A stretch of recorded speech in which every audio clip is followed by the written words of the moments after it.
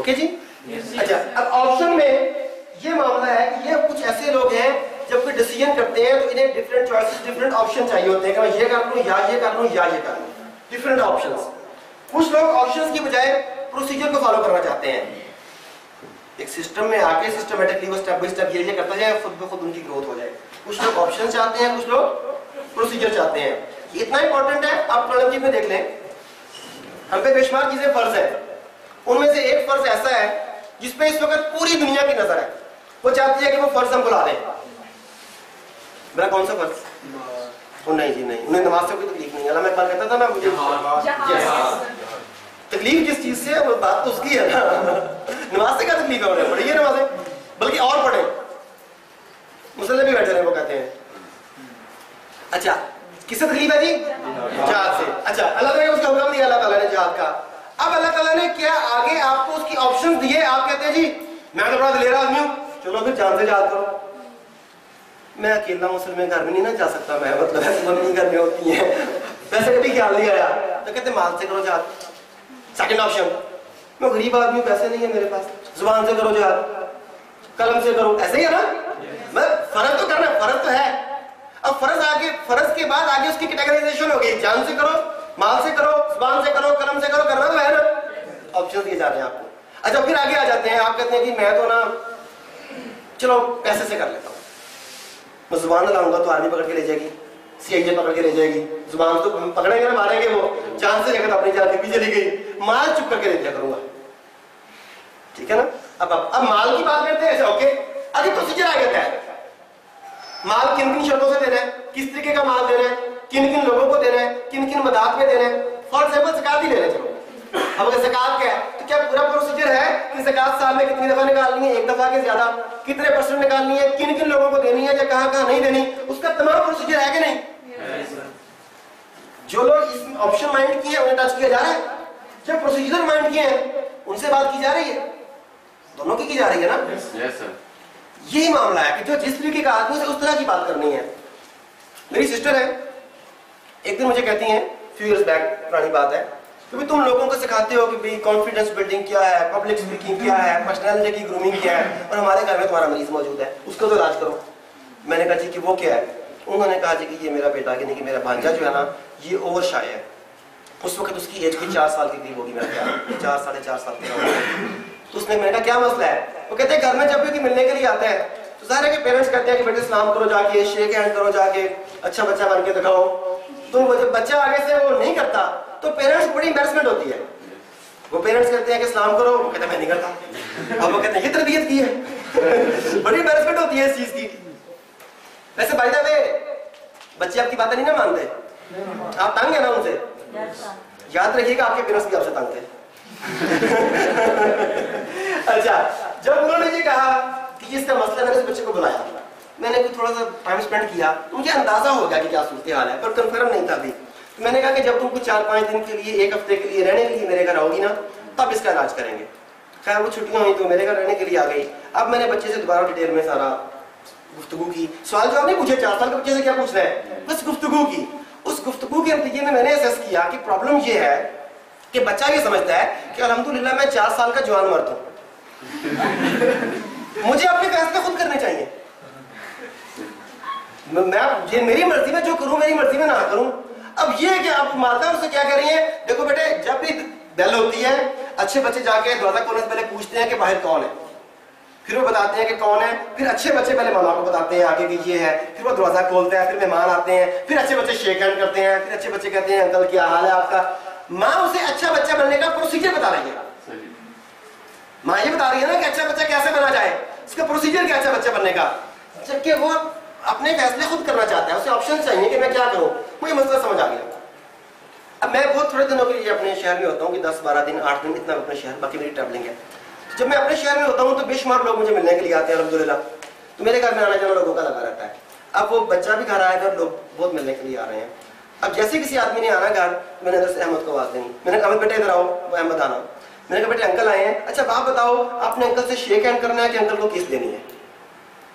बच्चे ने सोचना कि किस देना ज्यादा खतरनाक है, वो करीब जाना पड़ेगा, शेक हैंड दूर से हो जाएगा, उसने कहा शेक हैंड।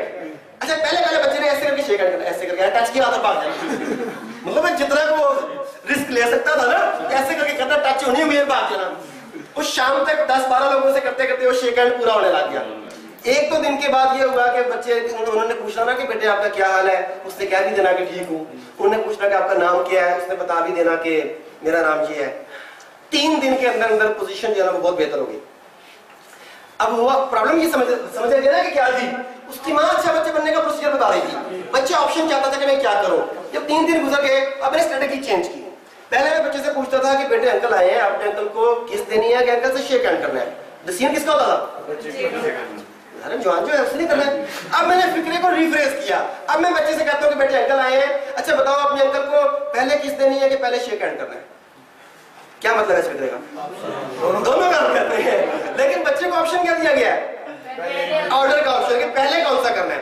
अब बच्चा भी कॉन्फिडेंस, हाँ भी ठीक है, मर्जी है मेरी, देखो चाहूँ तो मैं पहले किस दे लूं, चाहूँ तो मैं पहले शेक हैंड कर लूं।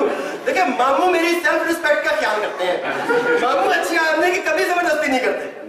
और हमारे घरों में भी कई लोग जो हैं अपने बच्चों को बहुत अच्छे ऑप्शन देते हैं। एक दोस्त बता रहे थे कि उनके वालिदा ने साफ साफ बताया कि बेटे लोग बड़े मतलब सुनते हैं, घरों में झगड़े भी होते हैं कि भी मैंने पसंद की शादी करनी है, मैंने पसंद की नहीं करनी, मैंने यहाँ नहीं करनी। बेटे हम इस चीज़ की कायल नहीं है, कोई जोर जबरदस्ती नहीं है। जैसे तुम्हारा दिल करे, चाहो तो बड़ी खाला की बेटी से कर लो, चाहो तो छोटी खाला बड़ी खाला की बेटी की है, छोटी खाला की बेटी की है, कोई जबरदस्ती नहीं है। बेटे आगे जिंदगी तुमने गुजारनी है तो तुम खुद फैसला करो, बात है मेरा नहीं, इल्जाम मेरा। अच्छा ऑप्शंस ठीक है ना। अच्छा अब असल में ये खाला बड़ी खाला की बेटी से करनी है, छोटी खाला की, या किस देनी है अंकल को, या शेक हैंड करना है, बेसिकली हम उसे गाइडेड ऑप्शन दे रहे हैं। करना उसने मुझे जो हम चाहते हैं, लेकिन हमने उसकी मेंटल सेटिस्फेक्शन का बंदोबस्त किया कि नहीं किया। अच्छा ऑन द अदर हैंड क्या होता है, कुछ लोग ऐसे हैं जो प्रोसीजर को पसंद करते हैं। मैं लास्ट मंथ ट्रेनिंग करवाने के लिए गया सखर टाइम्स की। उन्होंने मुझे वहां पर एक उसकी तकरीबन कोई 8-10 मिनट की एक मुझे दिखाई मूवी दिखाई। आपकी प्रोडक्ट है गालिबन नेटो, उसकी कोई 10 मिनट की उन्होंने एक मूवी दिखाई कि वो कैसे उसके बारे में रिसर्च करने का फैसला किया गया, कैसे रिसर्च हुई, कैसे बनाई गई, उसके फायदे क्या थे। वो 10 मिनट का टोटल उन्होंने प्रोसीजर फिल्म दिखाई थी। वो इतनी अच्छी फिल्म बनी हुई है, अगर आप लोगों ने नहीं देखी तो अपने लीडर से ये प्रोवाइड करें, नेट से मिल जाएगी, बहुत शानदार है। अच्छा वो इतनी अच्छी बनी हुई फिल्म है कि अगर कोई भी आदमी जो प्रोसीजरल आदमी है, जो प्रोसीजर को फॉलो करता है, आप उस आदमी को फिल्म दिखाने खुद चुप करके बैठ जाएंगे। प्रेजेंटेशन की एंड पे वो कहेगा ये मुझे डब्बी दे दो। वो इतनी अच्छी बनी हुई है। फिर मुझे उन्होंने बताया कि कई प्रोडक्ट्स के बारे में अवेलेबल है, कई प्रोडक्ट्स की हैं, लेकिन बात वही है कि वो प्रोसीजर है। जो आदमी प्रोसीजर को पसंद करता है उसे देंगे तो सेल हो जाएगी, ऑप्शन को देंगे तो कभी भी नहीं होगी। डिफरेंट क्राइटेरिया ना उसका। तो प्रोसीजर के लिए वो बहुत अच्छी है। अब आप देखें कि अभी ऑप्शन प्रोसीजर में आप एक और देख लें कि आजकल आप देखें कि केन एंड चिकन, उसकी आजकल एक ऐड मैंने देखी है। वो ऐड ऐसी आती है कि पहले उसमें दिखाते हैं हेचरी से अंडे को किस तरीके से उठाया जाता है मशीन के जरिए से, फिर अंडों को उठा के वो किस तरह वो उसमें इंक्यूबेटर में मशीन में रखते हैं, फिर उसके बाद अंडा टूटता है, उससे चूजा कैसे निकलता है, फिर वो हाइजीनिकली वो फार्म जो कंट्रोल शेड जो है उनका वो कितना नीट एंड क्लीन है वो दिखाते हैं, फिर उन्हें फूड कैसे दे रहे हैं, पानी का एक एक कतरा आता है कि वो ओवरफीड ना हो जाए वो कैसे चूसते हैं, फिर वो चूजा से मुर्गा बन जाता है बड़ा वो कैसे बन जाता है, फिर उसे स्लाटर कैसे करते हैं, फिर उसकी वो खाल कैसे उतारते हैं, फिर उसके पीसेस कैसे करते हैं, फिर उसकी पैकिंग कैसे करते हैं। देखिए आप किसी ने देखिए ना। अच्छा वो तमाम के तमाम क्या दिखाया गया उसमें, क्यों? इसलिए कि कुछ लोगों को प्रोसीजर चाहिए। आप देख लें दूध की और आइसक्रीम की कई एड्स आती हैं जिसमें वो दिखाते हैं कि उसे पेस्चराइज कैसे किया जाता है, उसे स्टरलाइज कैसे किया जाता है, पैक कैसे, उसका पूरा प्रोसीजर बताते हैं ताकि आपको ये पता लगे कि ये चीज कितने अच्छे अफजाने से की उसूलों के मुताबिक तैयार हो रही है। कुछ लोगों के लिए प्रोसीजर बहुत अहम है, लेकिन यही कंपनी दूध की या केन चिकन की किसी और जगह पर इनकी ऐड आती है तो वहां बताते हैं कि 1000 ग्राम की, 500 ग्राम की, 300 ग्राम की, 100 ग्राम की पैकिंग दस्तयाब है। क्योंकि ना तो वो इस क्लाइंट को छोड़ सकते हैं ना वो इस क्लाइंट को छोड़ सकते हैं, उन्हें दोनों के साथ बात करनी है। तो कहीं पर इन्हें एड्रेस किया जा रहा है, कहीं पर इन्हें एड्रेस किया जा रहा है। एक एग्जांपल देता हूं, मैं बैंक की ट्रेनिंग करवाने के लिए गया, ट्रेनिंग से पहले की बात है, उन्होंने ट्रेनिंग का मुझसे कॉन्टेक्ट किया। तो ट्रेनिंग करने से पहले हम लोग उसका TNA करते हैं। TNA होता है ट्रेनिंग नीड एनालिसिस। हम उस इदारे का सर्वे करते हैं, लोगों से बातचीत करते हैं, अंदाजा करते हैं कि अगर ये इदारे की वो ग्रोथ नहीं हो पा रही जो होनी चाहिए तो उसकी वजह क्या है। फिर जिस चीज की वजह है वो ट्रेनिंग ने रिकमेंड करते हैं कि ये ट्रेनिंग करवाओगे तो मसला हल हो जाएगा। Training need analysis. मैं ट्रेनिंग नीड एनालिसिस के लिए एक बड़े मारूफ बैंक के कार लीजिंग के डिपार्टमेंट में जाके बैठ गया। यहाँ से गाड़ियों को लीज करते हैं ना, बैठा वहां पे मैं गपशप कर रहा हूँ, तो वहां पर एक क्लाइंट आया। तो जो बैंक ऑफिसर था खड़ा होकर बड़े वार्म ग्रीटिंग दी उसने, अस्सलाम वालेकुम सर, वेलकम सर, तशरीफ रखिए, बैठिए। अच्छा जी, वो बैठ गया। अब उस आदमी ने आके कहा कि मैं गाड़ी लीज करवाना चाहता हूँ, मुझे बताइए मुझे क्या करना होगा। जी उसने क्या पूछा? वो कहते वेलकम सर, आपको ये सुनकर खुशी होगी कि हम इंपोर्टेड गाड़ियां भी लीज करते हैं और लोकल भी लीज करते हैं। उसने कहा वो तो ठीक है, मुझे बताइए कि इसका तरीकेकार क्या है। क्या पूछा उसने? प्रोसीजर। वो कहता है कि सर हम 800 सीसी की गाड़ी भी लीज करते हैं, 1000 सीसी की भी, 1300 सीसी की भी, 1600 सीसी की भी, आप डिसाइड करें कौन सी लेनी है। वो कहते हैं यार वो सारी बातें मुझे पता है, मुझे बताओ रिक्वायरमेंट क्या है, रेफरेंस चाहिए, बैंक स्टेटमेंट चाहिए, इनकम कितनी होनी चाहिए मेरी, उसमें आप लोगों की रिक्वायरमेंट क्या है, रिक्वायरमेंट बताएं आपने। अब क्या पूछा उसने? प्रोसीजर। वो कहते हैं सर मजे की बात है, आपकी आमदनी भी एक तरफ रही, हम 3 साल वालों के लिए भी लीज करते हैं, 5 साल वालों के लिए भी लीज करते हैं, 7 साल वालों के लिए भी लीज करते हैं। उसने क्या दिया? फिर क्या हुआ होगा? एग्जैक्टली। उसने कहा सर मैं कल मशवरा करके दोबारा आऊंगा। अब पता नहीं किसी और बंदे को साथ लेके आया, मेरी बात समझ नहीं आ रही, या किसी और बैंक में चला गया। अब प्रॉब्लम ये है कि वो प्रोसीजर मांग रहा है, कौन से ऑप्शन देगा?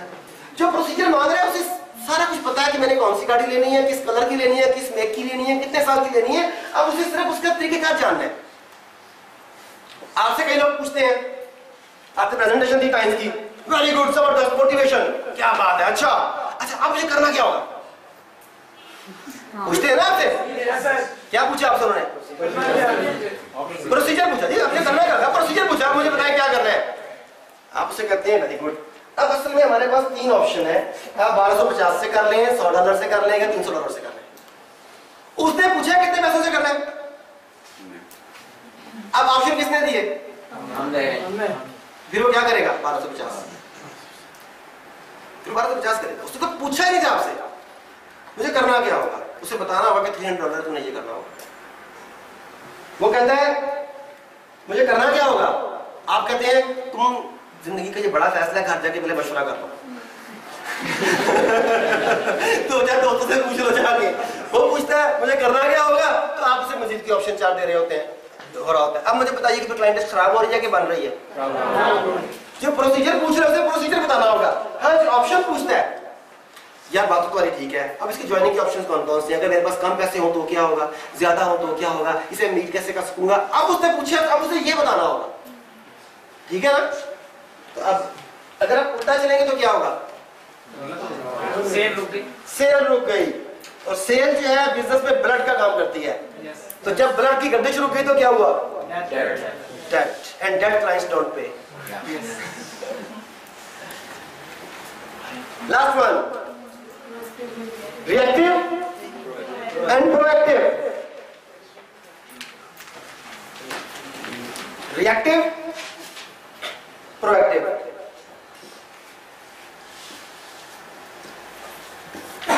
Reactive वो लोग हैं जो कोई भी डिसीजन करते हैं तो किसी दूसरे के रिएक्शन में करते हैं कि चूंकि उसने ये किया इसलिए मैंने ये करना है। प्रोएक्टिव लोगों को इससे गरज नहीं है कि दूसरे क्या करते हैं, इनका अपना डिसीजन, इनकी अपनी अप्रोच होती है। ये सेल्फ स्टार्टर्स होते हैं। इन्हें मोटिवेट करने के लिए एक्सटर्नल लोगों की मोटिवेशन जरूरी नहीं है कि अगर फलाने आदमी ने गाड़ी खरीदी है तो मैंने खरीदनी है, फलाने आदमी ने ये किया तो मैंने ये करना है। इन्हें से गरज नहीं है, इनका अपना डिसीजन, इनकी अपनी अप्रोच होती है। हमारे यहाँ ज्यादा लोग रिएक्टिव है कि प्रोएक्टिव है? रिएक्टिव है। आपको पता है कि मैंने अपनी शादी में नहीं आना, अगर बनाएंगे भी तो हाँ शादी में नहीं आए थे। हमारे यहाँ यही चलता है ना घर में, उसकी शादी में नहीं आना, क्यों? वो शादी करते नहीं आया। मैंने उससे बदतमीजी करनी है, क्यों? क्योंकि उसने मेरे से बदतमीजी की थी। उसकी रिस्पेक्ट करनी है, क्यों? जब उसके घर कहते हैं वो बड़ी रिस्पेक्ट करता है। हमारा ये चल रहा है ना मामला। रिएक्टिव कि हमने ये इसलिए करना है कि दूसरों ने इसलिए किया था, जबकि प्रोएक्टिव वो लोग हैं जो सेल्फ स्टार्ट करते हैं, उन्हें इससे कोई गर्ज नहीं होती। अच्छा ये 6 के 6 फिल्टर जो हैं, इनमें से कोई भी ऐसा नहीं है जिससे आप कहें कि ये बुरा है, ये अच्छा है, ये बुरा है, ऐसा कोई मामला नहीं है। हर फिल्टर अच्छा है, सिर्फ यह है कि आप जिस जॉब में हैं, मैं रिपीट कर रहा हूँ, इन 6 के 6 फिल्टर्स में से कोई फिल्टर भी अच्छा या बुरा नहीं है, सारे के सारे अच्छे हैं। इन्हें चेंज करने की भी जरूरत नहीं है। सिर्फ देखना यह है कि आप जिस फील्ड में हैं उस फील्ड के मुताबिक आपका फिल्टर ठीक है कि नहीं। वरना आप वहां पे मिसफिट होते हैं। एग्जांपल देता हूं मैं कि डिफरेंट स्कूल्स हैं, मसलन कई स्कूल्स जो हैं, प्राइवेट स्कूल जो हैं, उनके मैं कंसल्टेंसी पैनल पे हूँ, उनका कंसल्टेंट हूँ, मैंने मशवरत फराहम करता हूँ। तो ये लोग जब हायरिंग करते हैं टीचर्स की, तो मैं उनके अक्सर औकात इंटरव्यू पैनल में बैठता हूँ साथ। मैं सिर्फ एक सवाल करता हूँ जो इंटरव्यू में, वो सवाल ये होता है जिससे ये पता लगता है कि बंदा सेमनेस वाला है, डिफरेंस वाला है, मैचर है कि मिसमैचर है। मैं उनसे पूछता हूँ, ये बताइए अपने एजुकेशन और अपने प्रोफेशनल करियर के बारे में बताइए, बस एक सवाल। मैं उसी बुनियाद पर उसे रिकमेंड करता हूँ कि नॉन रिकमेंड करता हूँ। अब होता यह है कि टीचिंग में आपका एक क्लाइंट आमतौर पे 10 से लेकर 12 साल तक का आपका क्लाइंट होता है, ऐसे ही है ना, मुसलसल आपके पास कई साल बच्चा रहता है। अब होता यह है कि उनमें से एक टीचर बताती है कि जी मैंने पहले एफएससी की, एफएससी में नंबर नहीं आ सके, मेरिट नहीं बना, फिर मैंने सिंपल बीए कर लिया, फिर मैंने लॉ किया, फिर मैंने 2 महीने एक बैंक में जॉब की, मजा नहीं आया, लॉ की प्रैक्टिस में भी दिल नहीं लगा मेरा, फिर सर मैंने नायक अकेडमी में वर्क शुरू कर दिया, वहाँ पढ़ाया, वहाँ मैंने 6 महीने काम किया। उसके बाद ये हुआ कि मुझे मौका मिल गया, एक मल्टीनेशनल कंपनी है वहाँ के अकाउंट संभालने का, मैं वो काम किया। अब मैं फारिग हो गई हूँ, वहाँ से वापस आ गई हूँ, अपने शहर में आ गई हूँ, माँ बाप के पास आ गई हूँ, तो अब मैंने सोचा कि टीचिंग करती हूँ। उसका टोटल करियर क्या बता रहा है? मिसमैच कर, एजुकेशन भी मुसलसल मिसमैच कर रही है और उसका मिसमैच है सारे का सारा। अच्छा, एक और खातून से पूछता हूँ, वो भी सेम ये बताती है। वो कहती है कि मैंने एफएससी की, मेरे नंबर नहीं पूरे आ सके, मेरिट पर नहीं आ सका, तो मैंने बीएससी की। फिर उसके बाद उसने बीए किया था, कहती मैंने बीएससी की। अच्छा, उसके बाद सर हमारे घर के हालात नहीं मतलब मुनासिब थे, तो मैंने घर में ही कुछ लोगों को ट्यूशन पढ़ानी शुरू कर दी। 4-6 महीने नहीं पढ़ाई बस मैंने। फिर ये हुआ कि और तरह के घर के मसाइल थे, नहीं मैं कर सकी कंटिन्यू, तो हमारे घर से ना कुछ थोड़ा फासले पर एक अकेडमी खुली, उन्होंने मुझसे रब्ता किया, तो मैंने अकेडमी में जाकर पढ़ाना शुरू कर दिया। 1 साल वहाँ पढ़ाया, वो दूर बहुत पड़ती थी, रक्षा वाला बहुत पैसे देता था, मुझे वो छोड़ना पड़ा। फिर मैंने एक स्कूल था, ABC स्कूल, 5th तक का स्कूल था, वहाँ पे 2 साल पढ़ाया मैंने। तो अब मैंने आपके पास अप्लाई किया। देखिए बेशक घर पढ़ाती थी, फिर अकेडमी में चलेगी, फिर स्कूल में चलेगी, फिर देखिए उसका प्रोफेशन क्या है, वो मैचिंग है ना। अच्छा, मैं किसे रिकमेंड करूंगा? मैचर को इसलिए रिकमेंड करूंगा कि बच्चों की टीचर्स के साथ एफिलिएशन बहुत ज्यादा हो जाती है। अब ये जो मिसमैचर को अगर ले लेते हैं, उसका 6 महीने बाद दिल उगता आ जाएगा। अब मैं किसी और जगह पर काम, वो टीचिंग होगी, साल दुगने आ गया था मेरा, मैं भी और काम करती हूँ, वो तो 6 महीने बाद चली गई, उन बच्चों को क्या बनेगा? तो फिर मैचर अच्छे हुए जॉब के लिए, जॉब के लिए सिर्फ जॉब के लिए। दुनिया के जितने बड़े बड़े काम है वो किन्होंने किए? मिसमैचर ने। जो पहले किसी ने नहीं किया, मैं वो करके दिखाता हूँ। ऐसा ही है ना, वो लोगों के फुटस्टेप से प्यार नहीं रखना चाहते, वो नया काम करना चाहते हैं। तो मतलब ये हुआ कि ना मैचर बुरा ना मिसमैचर बुरा है, ना कोई अच्छा बुरा की बात ही नहीं है। बात ये है कि जो काम आप कर रहे हैं उसमें आपका फिल्टर फिट बैठता है कि नहीं बैठता। मैं बता रहा था कि ये फिल्टर जो है अच्छे बुरे नहीं है, सब ठीक है, लेकिन ये वाला फिल्टर ऐसा है, ये वाला फिल्टर आखिरी रिएक्टिव और प्रोडक्टिव, जो मेरी ख्वाहिश है कि काश हम लोग, हमारी अक्सरियत 95% लोग शायद रिएक्टिव है। जो लीडर्स होते हैं मोस्टली वो प्रोडक्टिव होते हैं, वो सॉल्यूशन ओरिएंटेड होते हैं। मेरी ख्वाहिश है कि काश हम लोग रिएक्टिव की बजाय प्रोडक्टिव हो सकें। एक मिसाल देता हूँ प्रोडक्टिव होने की, एक और बल्कि 2 मिसालें देता हूँ। आपको याद होगा, आप लोगों ने 8वीं 9वीं की क्लासों में पढ़ा था, 8th 9th की, कि ताइफ में एक बुढ़िया थी जो प्रॉफेट मोहम्मद सल्लल्लाहु अलैहि वसल्लम के ऊपर कूड़ा फेंका करती थी। अगर उनकी बुढ़िया मेरे पर कूड़ा फेंके, अवल में दांत तोड़ दूंगा उसके, अगर हुए तो ठीक है ना, वरना कम से कम दरवाजा तो जरूर तोड़ूंगा उसका। उसकी क्या जरूरत कि मेरे पर कूड़ा फेंके? अच्छा चलो, अगर मैं किसी वजह से नहीं भी कर सका ऐसा कुछ, मैं चुप करके बैठा भी रहा अगर, तो जब वो मुझ पे कूड़ा नहीं फेंका तो मैं खुदा का शुक्र अदा करूंगा, मर गई जान छूटी, कि मैं उसकी इबादत करने चला जाऊंगा। लेकिन प्रॉफेट सल्लल्लाहु अलैहि वसल्लम ने क्या किया?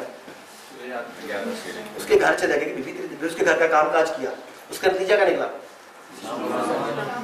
दूसरी एग्जांपल देता हूं, हज़रत अली रज़ी अल्लाह तआला अन्हु, आपको पता है कि बड़े मारूफ रेसलर थे।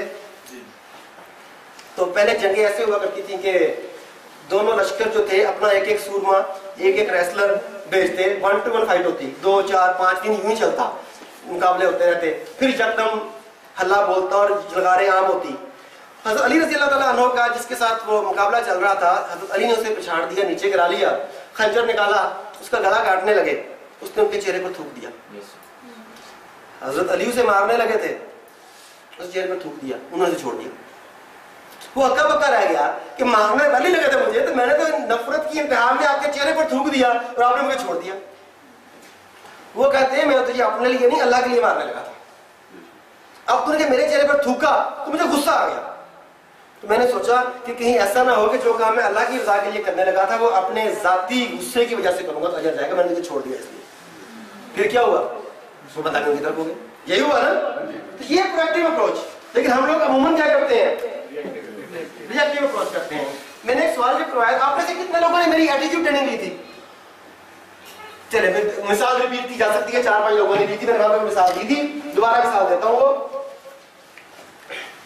क्या बात है, आज किसी को भूख प्यास नहीं लग रही, किसी ने ब्रेक की बात नहीं की? मजा आया, खुद ही करेंगे ब्रेक, हम ही करेंगे सर।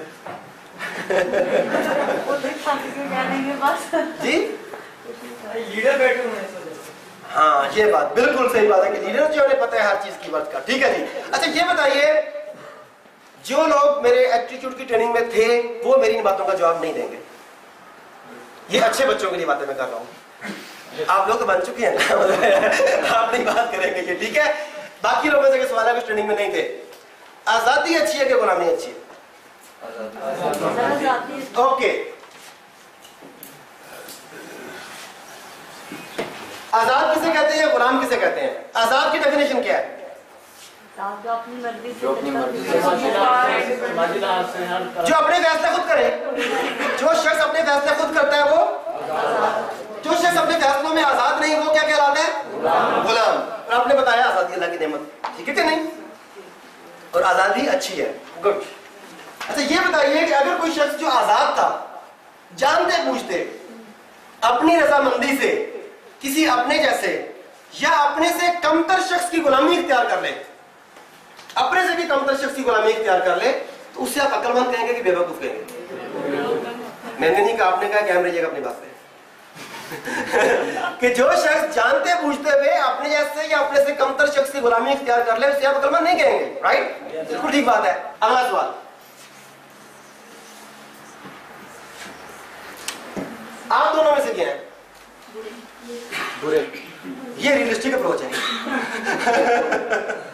ठीक है जी। नहीं सही बताइए, आप क्या है? अच्छे बनना चाहते हैं, बुरे बनना चाहते हैं? अच्छे बनना चाहते हैं, राइट। अच्छा, अच्छे को अच्छा क्यों कहा जाता है? अच्छे काम करता है। बुरे का बुरा क्यों कहा जाता है? वो बुरे काम करता है, राइट। और आप अच्छा बनना चाहते हैं। हमने फर्ज कर लिया कि आप अच्छे हैं, नहीं भी है तो हमने मान लिया कि आप अच्छे हैं, क्योंकि अच्छे हैं ना, यही अच्छे लोग मौजूद हैं यहाँ पे, वरना अपना नाम रख ले अच्छा तो आप अच्छे हैं, ठीक है जी। अब हो क्या रहा है, आप सब अच्छे हैं, आपने क्या करना है? अच्छा काम करना है। ये बुरा इसने क्या करना है? इसने अच्छा किया, आपने अच्छा किया, इसने बुरा किया। आप तो अच्छे हैं ना, आपने अच्छा किया, इसने बुरा किया।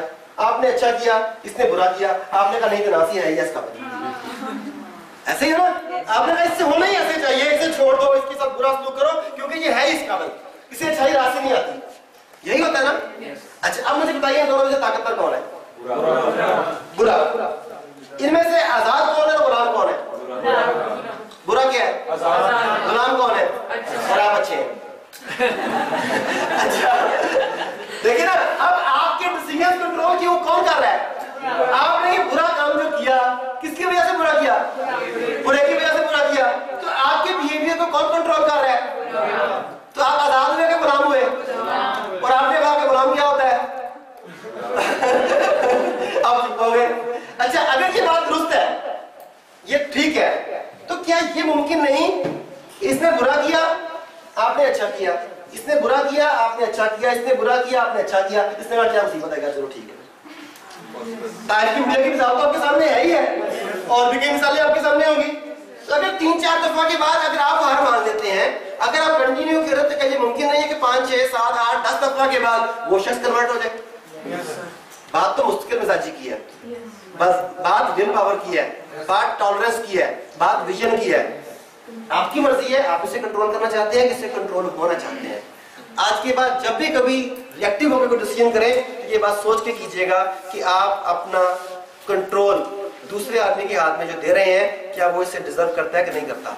आप अपने आप को जिस आदमी की गुलामी में दे रहे हैं, वो इसे डिजर्व करता है कि नहीं करता। लेकिन हमें अब वो तो बात की बात है कि रिएक्टिव को पॉजिटिव कैसे करना है। हमने हमारे पास तो बंदा वैसे का वैसे ही है ना, प्रेजेंटेशन दे रहे हैं, हमारे पास टाइम नहीं है कब क्या करना है। तो रिएक्टिव आदमी को यही बताना होगा कि इससे मेरे चौधरी साहब ने किया, मलक साहब ने किया, दुनिया में जितने भी समझदार लोग हैं वो तमाम के तमाम इस वक्त टाइम्स कर रहे हैं। जितने भी समझदार लोग हैं वो ये बिजनेस कर रहे हैं, जितने भी हेल्थ कॉन्शियस लोग हैं वो ये काम कर रहे हैं। वो उनके रिएक्शन में करना है उसने। प्रोएक्टिव को इन चीजों की जरूरत नहीं है कि लोग क्या कर रहे हैं, उसने अपना फैसला करना है। You will the first one, you will the trend setters. किसी ने नहीं किया इससे गर्जी नहीं ली कि किसी ने किया कि नहीं किया, इसने ये देखना है कि मैं करूंगा तो क्या, इसे ये करने की जरूरत नहीं है। तो कुछ लोगों को ये बताना होगा कि चौधरी साहब ने ये किया है, मलक साहब ने ये किया है, भट्ट साहब ने ये किया है, इसलिए अब तुमने करना है। इन्हें ये मिसालें देने की जरूरत नहीं है, इन्हें ये बताना है कि इससे आपको ये फायदा होगा, आप वो पहले बंदे होंगे जो करेंगे और ये होगा और ये होगा और ये होगा, इससे ये मिसाल देंगे। क्लियर? ये था पहला फेज जिसमें हमने ये देखा कि ये कौन कौन से फिल्टर है। और आप लोग बड़े सब्र वाले हैं। सब्र वाले इसलिए कि मैंने ये सेशन, अब मेरा 5वां सेशन चल रहा है इस मंथ का। ये इन 5 सेशन में पहला सेशन आपका है कि बीच में से किसी बंदे ने मुझे दूसरे या तीसरे फिल्टर पर रोककर ये नहीं पूछा बेसब्री से कि पता किਵੇਂ लगेगा कि दूसरा की है। तो मैं जब लोग पूछते हैं मैं कहता हूं यार मैं बताऊंगा, मुझे पहले 6 फिल्टर पूरे तो कर लेने दो। तो आपको मतलब है कि मेरी तरफ से तालियां आपके सब्र।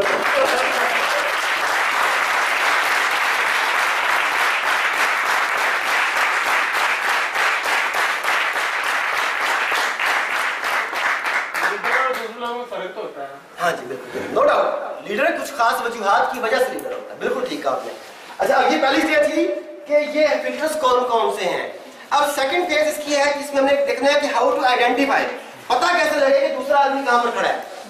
फिर तीसरा नंबर ये होगा कि हमने इन्हें इंप्लीमेंट कैसे करना है।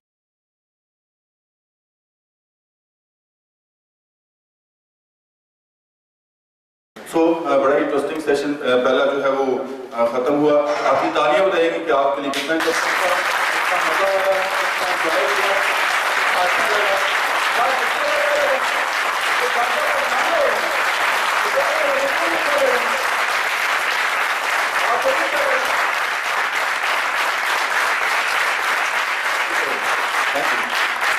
तो बिना तकलीफ दर्शक को बुलाते हैं ताकि जो इससे भी इंटरेस्टिंग सेशन में भी आगे चल रहा है और हर स्लाइड पे जो है वो नई इंफॉर्मेशन, नई चीजें जो आपको मिल रही हैं। आज यकीनन आपकी लाइफ में एक डिफरेंट डे जो है वो आ गया ना, जहाँ पे बहुत सारी नई इंफॉर्मेशन आपको मिली है। तो बुलाया जाए डॉक्टर साहब को? यस बता रही है कि ना बुलाया जाए? बुलाया जाए? मजा नहीं आया? बुलाया जाए? आप सबकी तालियों में वारहाना इस्तकबाल में तशरीफ लाते हैं डॉक्टर आरिफ सदीकी।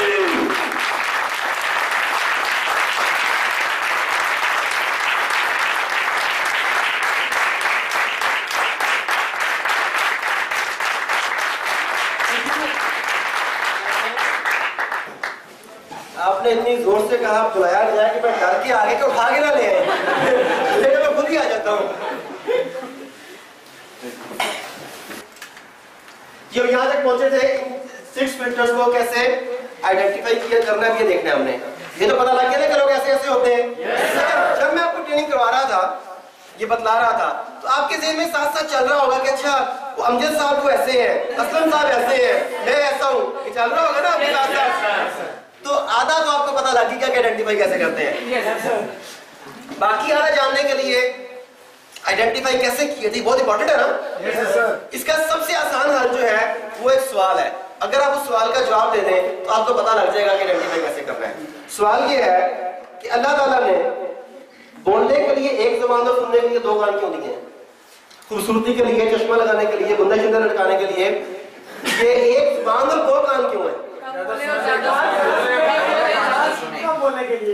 काम बोलने की ज्यादा सुने। बस जिस दिन ये करने लगे उस दिन पता लग जाएगा कि क्या है। अरबी आपको मैं प्रूव करता हूँ कि ये कैसे पता लगेगा। होता यह है जब हम दूसरे आदमी से गुफ्तगू करते हैं, हम बोलना चाहते हैं, सुनना नहीं चाहते। कम्युनिकेशन स्किल्स का एक बहुत अहम और एक मेजर पार्ट है लिसनिंग स्किल्स। सुनना भी तो एक फन है ना। वो आदमी आपको बताना चाहता है कुछ, आप सुनने को तैयार नहीं। अगर आपके कान खुले हो तो ऐसी इंफॉर्मेशन अब तक आपकी, आप हैरान हो जाते हैं। जो मीनिंग्स बिटवीन द लाइंस होते हैं वो बहुत शानदार होते हैं। मिसाल के तौर पे एक साहब बैंक में बैठे हुए थे, वो बता रहे थे बैंक ऑफिसर को अपनी ऑनेस्टी के बारे में। बताते बताते उन्होंने साथ कहा कि वैसे भी मैंने तो लोन आपके लिए सिर्फ 1 लाख रुपए का अप्लाई किया है, अब मुझे खुद बताएं फीस माना 1 लाख की अहमियत ही क्या है, और 1 लाख के लिए कोई बंदा बेईमानी करता ही नहीं। जी क्या मैसेज था कि आप नहीं करेंगे? जी नहीं, मैसेज ये था कि बंदा बेईमान है। उसने कहा था कि 1 लाख के लिए कोई बेईमानी नहीं करता, 1.5 लाख के लिए करता है, 2 लाख के लिए करता है, 3 लाख के लिए करता है। देखिए कान खोल के रखें, बेईमानी तो किसी भी खाओ, 1 लाख की का 1 करोड़ की का 10 लाख की जो भी है बेईमानी है ना। चीटिंग तो चीटिंग है, तो होना तो चाहिए कि कोई बंदा चीटिंग नहीं करता। अगर वो कहते हैं कि आदमी 1000 रुपए की बेईमानी कोई नहीं करता, लाख रुपए की कोई नहीं करता, 2 लाख की कोई नहीं करता, वो अपनी वैल्यू बता रहे हैं कि मैं 1 लाख तक बेईमान नहीं हूं। हाँ 1 लाख से ऊपर जाओगे तो मैं चीटर। यही बताया ना उसने। अगर सुनने वाले के कान हो तो वो पता लग जाता है कि वो मैसेज क्या है। हमने कानों को खुला रखना है। जब आप कानों को खुला रखेंगे तो आपको वो आदमी खुद बता देगा कि वो इनमें से कहां पर है। इसकी प्रैक्टिकल एग्जांपल हम करेंगे। वो ये करेंगे कि मैं आप में से कुछ वॉलंटियर्स लूंगा, स्टेज पर बुलाऊंगा, हम आपका इंटरव्यू लेंगे और मुझे आप लोग बताएंगे कि ये बंदा क्या है, और 1 मिनट में पता लगेगा। लेकिन आप लोगों ने उनसे जो सवाल पूछने हैं, पहले ये बताऊं आपको कि सवाल पूछना भी एक फन है। आप में से मैंने लोगों को बताया हुआ ना, कितने लोगों को पता है कि सवाल कैसे पूछे जाते हैं? हमने सेमिनार्स किए हैं इस बारे में भी काफी सारे, आपको पता है। और चलें सवाल कैसे किए जाते हैं मैं आपको सेमिनार में अलग चलेंगे। छोटी सी एग्जांपल देता हूं कि सवाल 3 तरह के होते हैं जो आप लोग करते हैं। एक होते हैं क्लोज एंडेड क्वेश्चंस, एक होते हैं ओपन एंडेड क्वेश्चंस, एक होते हैं guided questions. Close ended questions, open ended questions और गाइडेड क्वेश्चंस।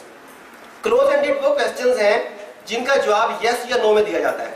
मिसाल के तौर पे मैं आपसे पूछता हूं कि क्या आपको ब्लू कलर की शर्ट पसंद है? आप कहते हैं यस, आप कहते हैं नो। मैं कहता हूं क्या 4 बज गए? आप कहते हैं नहीं, आप कहते हैं हाँ। तो क्लोज एंडेड है ना। अच्छा ओपन एंडेड मैं आपसे पूछता हूं आपको कौन सा कलर पसंद है और क्यों? अब ये ओपन एंडेड है। अब चाहे तो मुख्तसर जवाब दें, चाहे तो लंबा जवाब दें, जितना मर्जी बात करिए, अब आपके ऊपर है ना। मैंने पूछा कि कौन सा कलर पसंद है और क्यों। अच्छा एक और मैं आपसे पूछता हूं कि आपको ब्लू कलर क्यों पसंद है? ये गाइडेड क्वेश्चन है। मुझे कैसे पता है कि ब्लू कलर पसंद है? मैंने ये फर्ज कर लिया कि आपको ब्लू कलर पसंद है, अब आप मुझे बताएं कि ब्लू कलर क्यों पसंद है। ये गाइडेड क्वेश्चन है कि मैंने पहले से ही आपको गाइड किया कि ब्लू कलर की बात कर रहे हैं, ऐसे ही हुआ ना। तो हमने अपनी गुफ्तगू में ये आइडेंटिफाई करने के लिए कि बंदा कहां पे फॉल करता है, हमने क्लोज एंडेड क्वेश्चन नहीं करना, हमने गाइडेड क्वेश्चन नहीं करना, हमने ओपन एंडेड क्वेश्चन करना है। ऐसा क्वेश्चन जिसके बाद उसकी मर्जी है कि वो जितना मर्जी बोले और उसे बोलने देना है। होता ये आप देखेंगे, तजुर्बा करेंगे आप कि वो आदमी बोल रहा होगा तो कुछ लोग बीच में से उसे कट करके अगला क्वेश्चन करने की कोशिश करेंगे। ऐसा नहीं करना, सुनना है, उसे मुकम्मल बोलने देना है। सिर्फ मैं काटूंगा उस बंदे को। मैं इसलिए काटूंगा कि मैंने रोक रोक के गुफ्तगू को मैंने आपको सिखाना है। मेरा मकसद चूंकि गाइड करना है, सिखाना है, तो जहां मैं जरूरी समझूंगा मैं उस आदमी को रोकूंगा, बात अपनी करूंगा, फिर उसे कंटिन्यू करवाऊंगा। लेकिन आप लोग सवाल पूछने के बाद उस वक्त तक अगला सवाल नहीं करेंगे जब तक वो शख्स उस बात का मुकम्मल जवाब ना दे चुका हो। क्लियर? चलिए आप में से पहले मुझे एक लेडीज फर्स्ट, एक फीमेल वॉलंटियर चाहिए। चले मुझे एक समझदार खातून चाहिए। ये तो इम्पॉसिबल है। चलिए जैसी भी अभी देखिए अब आप कहती हैं कि आप मैडम आपसे कह रहा हूं मैं, आप कहते हैं खातून के बारे में लतीफे बहुत सुनाते हैं, आप खुद बातें ऐसी करते हैं जी। हाँ लोग समझ रहे हैं नूर है आपके चेहरे पे। ये लाइट है। इन लोगों में तो गलत कभी पैदा हो रही थी ना। अच्छा जी ऐसे है, ओपन एंडेड क्वेश्चन क्या होते हैं, कैसे होते हैं, आप इन्हें जानते हैं? जान जाएंगे। ये भी आपको जानती हैं, ये भी जानती हैं, आपको कितना ही जानती हैं। देखिए सवाल में किसी से पूछ रहा हूँ जवाब कहीं से आ रहा है। ये प्रॉब्लम है कि हम दूसरे को बोलने नहीं देते। और मैंने कहा था ना कि मसला सामने आएगा और सामने आ गया। और ख्वातीन की लंबी ज़बान तो बदनाम है। आपने तो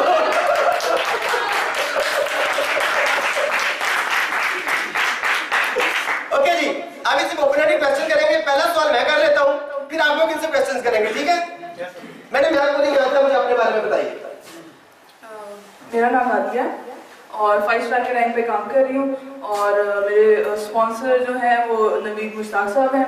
और इसके अलावा टियांशी इंटरनेशनल से पहले मैंने बहुत सी जॉब्स की, बहुत डिफरेंट एक्सपीरियंसेस हैं, डिफरेंट जगह पे मैंने बहुत कुछ एक्सपीरियंस किया है, क्योंकि एक जगह कहीं पे भी टिक करके काम नहीं किया मैंने। और क्योंकि मुझे सेम वो 9 to 5 PM वाली वो रूटीन वो मुझे पसंद नहीं है। मुझे कोई ना कोई नया तजर्बा, कोई नया एक्सपीरियंस और कोई नई चीज़ करने का शौक है, हमेशा से रहा है। और स्टिल यही मेरे अंदर होता है कि मैं कोई ना कोई नई चीज़ क्रिएट करूँ और क्रिएटिविटी बस माइंड में चलती रहती है। इससे पहले कि ये हाथ जोड़ दें, चुप कर जाए। अच्छा जी, हमने एक सवाल किया था। Yes sir. सबसे पहले मुझे ये बताइए कि ये जनरल बात की है कि डिटेल बात की है?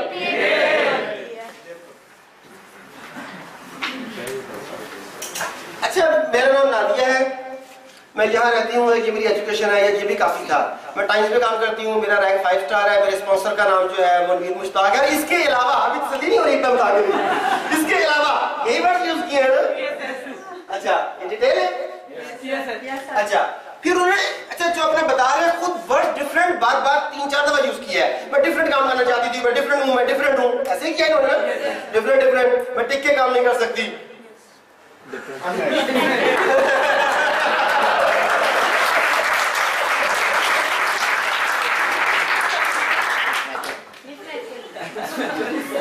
वो तो मैंने खुद ही से पहले से वो लगाया हुआ था। अच्छा, अच्छा देख ले, अभी भी आपको खुद कहीं पे लगाया हुआ था।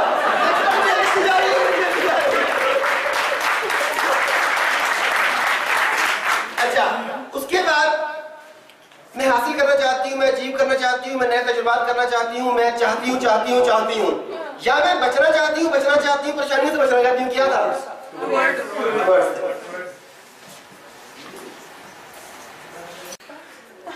अली मैंने एक सवाल पूछा और सिर्फ एक सवाल पूछा है, एक सवाल में 3 फिल्टर सामने आ गए ना।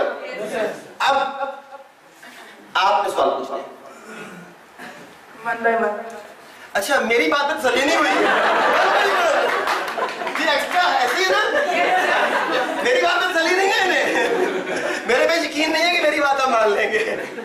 जी, 5 स्टार क्या होता है? 5 स्टार क्या होता है? ओपन एंडेड है, क्लोज एंडेड है? चले जी करें, बताएं आप, अब पता लगता है।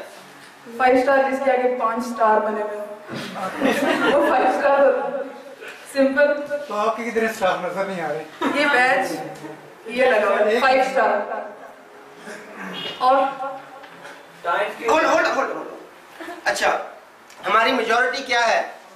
रिएक्टिव है कि प्रोएक्टिव है? रिएक्टिव। अभी प्रोएक्टिव मेजॉरिटी हमारी पाकिस्तान की, यानी ओवरऑल बात कर रहे हैं। अच्छा, उन्होंने सवाल पूछा कि 5 स्टार क्या होता है, उनकी टोन भी अच्छी नहीं थी, उन्होंने सवाल भी पता नहीं क्यों कैसे करके पूछा। उसके बाद इन्होंने आगे से वो जवाब जो बनता था वो दिया कि रिएक्टिव जवाब दिया।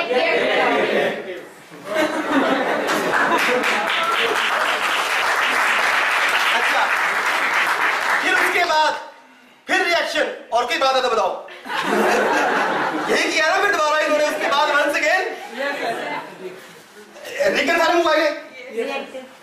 जी, ये 5 स्टार कैसे बनते हैं? होल्ड।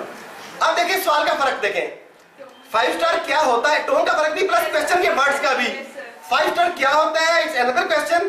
5 स्टार कैसे बनते हैं, that is another question, open ended question. Questioning is an art. Allah के नाम पे बाबा, वो भी क्वेश्चनिंग है ना।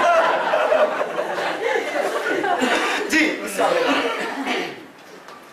5 स्टार बड़े पापड़ बेल के पता बनता है। और 5 स्टार के लिए बहुत मेहनत की जाती है। बेसिकली जो 5 स्टार का मार्केटिंग प्लान को अगर हम लोग देख लें तो जब आपके नीचे कोई 4 स्टार आ जाए ना तो आप 5 स्टार पे प्रमोट हो जाते हैं। और यही 5 स्टार की यही डेफिनेशन कही जा सकती है मेरे ख्याल से। आपने नहीं बोला, चलिए जी। और जी, 5 स्टार बन के कैसा फील हो रहा है? चलिए इसके बाद आपका सवाल ज्यादा इंपॉर्टेंट है, ये सवाल पहले दे दें, बता दें।